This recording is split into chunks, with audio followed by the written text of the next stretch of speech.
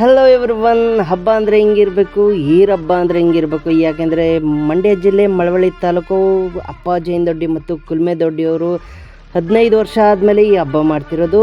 ಇಲ್ಲಿ 60ರಿಂದ 70 ಮರಿ ಕಡ್ದು ನಮ್ಮೂರು ಮತ್ತು ಸುತ್ತಮುತ್ತ ಹಳ್ಳಿಯವರೆಲ್ಲ ಬಂದು ಊಟ ಮಾಡ್ಕೊಂಡು ಹೋಗ್ತಾರೆ.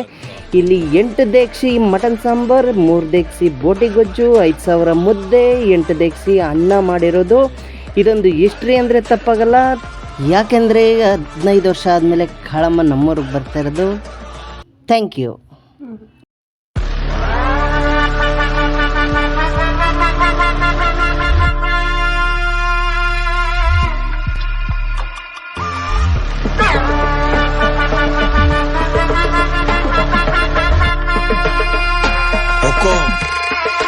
टाइगर का